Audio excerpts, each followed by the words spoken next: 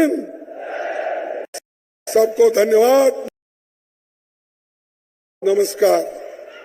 साथियों, अब मैं कहना चाहता हूं, उनको बहुत देर हमने इंतजार किया। चंपई सोरेन जी बोलेंगे और उसके बाद प्रियंका गांधी वाड्रा जी एक स्टेटमेंट आपके सामने पढ़ेंगी और उसके बाद राष्ट्रगान होगा। तो आप सब लोग रुकिएगा। लोकतंत्र बचाओ,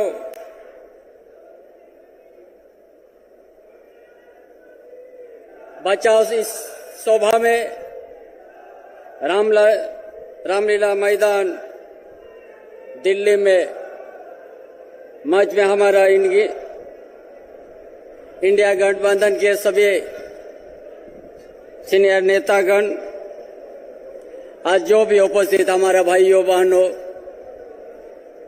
पत्रकार साथियों, सबसे पहले हमारे ओर से जोहार। आज हम ईडीआई, सीबीआई, हेमंत सोरेन कभी झुका नहीं है, न झुकेगा।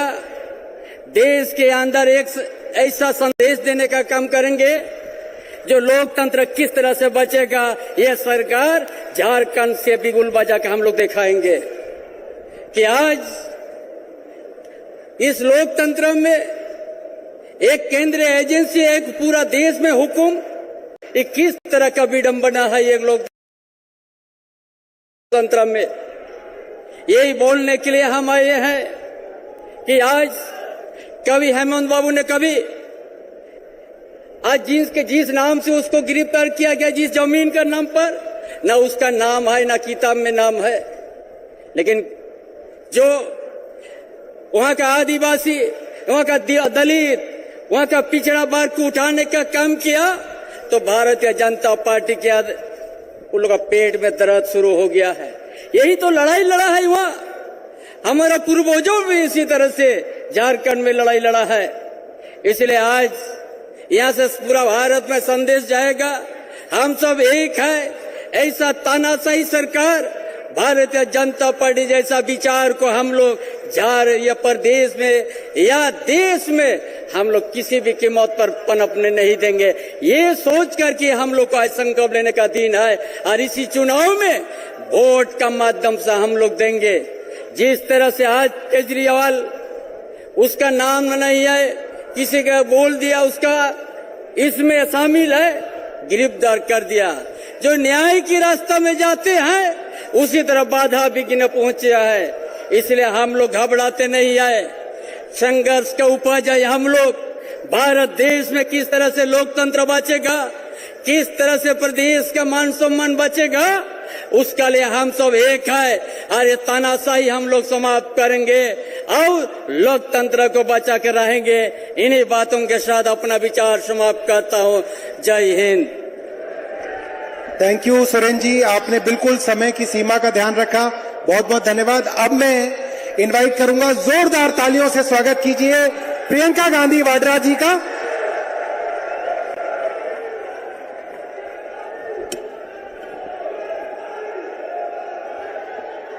मंच पर उपस्थित सभी नेतागण, मेरे प्यारे भाइयों और बहनों, मुझे इंडिया गठबंधन की ओर से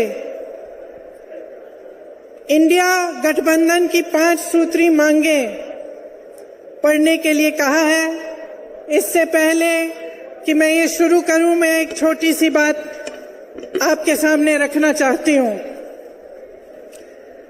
देखिए, ये दिल्ली वाले जानते हैं कि ये दिल्ली का सुप्रसिद्ध रामलीला मैदान है।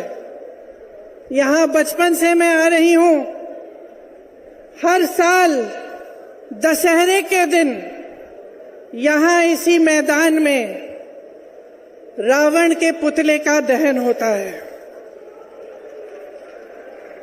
मैं छोटी थी तो अपनी दादी जी इंदिरा जी के साथ आती थी, उनके पैरों के पास जमीन पर बैठ के देखती थी। उन्होंने हमारे देश की ये प्राचीन, हजारों वर्ष प्राचीन गाथा जो रामायण है, भगवान राम जी की जीवन गाथा मुझे सुनाई। आज जो सत्ता में है वे अपने आप को राम भक्त कहलाते हैं। इसीलिए यहां बैठे हुए मेरे मन में ये बात आई कि उनको इस संदर्भ में कुछ कहना चाहिए। मुझे लगता है कि वे कर्मकांड में उलझ गए हैं। मुझे लगता है कि वे दिखावे में लिप्त हो चुके हैं। इसीलिए मैं आज यहां खड़े होकर उन्हें याद दिलाना चाहती हूं कि वो हजारों वर्ष पुरानी गाथा क्या थी और उसका संदेश क्या था। भगवान राम जब सत्य के लिए लड़े, उनके पास सत्ता नहीं थी। भगवान राम जब सत्य के लिए लड़े, उनके पास संसाधन नहीं थे। उनके पास तो रथ भी नहीं था। रथ रावण के पास था, संसाधन रावण के पास थे, सेना रावण के पास थी, सोना रावण के पास थी। वो तो सोने की लंका में रहता था। भगवान राम के पास सत्य था, आशा थी, आस्था थी, प्रेम था, परोपकार था, विनय था, धीरज था, साहस था और भगवान राम के पास सत्य था। मैं सत्ता में बैठे हुए सरकार के जितने भी सदस्य हैं, अपने प्रधानमंत्री नरेंद्र मोदी जी को याद दिलाना चाहती हूं कि इस जीवन राम भगवान के जीवन गाथा का क्या संदेश था। सत्ता सदैव नहीं रहती, सदैव नहीं रहती सत्ता। सत्ता आती है, जाती है, अहंकार चूर चूर होता है एक दिन। यही संदेश था भगवान राम का, उनके जीवन का। और आज यहां रामलीला मैदान पर खड़े हुए इंडिया गठबंधन की 5 मांगों को पढ़ने से पहले मुझे ये उचित लगा कि मैं ये संदेश एक बार फिर दोहराऊं। इंडिया गठबंधन की 5 सूत्री मांगे भारत के चुनाव आयोग को लोकसभा चुनावों में समान अवसर सुनिश्चित करना चाहिए। दूसरी मांग, चुनाव आयोग को चुनाव में हेराफेरी करने के उद्देश्य से विपक्षी राजनीतिक दलों के खिलाफ इनकम टैक्स, ईडी और सीबीआई द्वारा की जाने वाली बलपूर्वक कार्रवाई को रोकना चाहिए। तीसरी मांग, श्री हेमंत सोरेन एवं श्री अरविंद केजरीवाल जी की तत्काल रिहाई की जाए। चौथी मांग, चुनाव के दौरान विपक्ष के राजनीतिक दलों का आर्थिक रूप से गला घोटने की जबरन कार्रवाई तुरंत बंद होनी चाहिए। पांचवी मांग, चुनावी बांड का उपयोग करके बीजेपी द्वारा बदले की भावना, जबरन वसूली और धन शोधन के आरोपों की जांच के लिए सुप्रीम कोर्ट की निगरानी में एक एसआईटी गठित हो जानी चाहिए।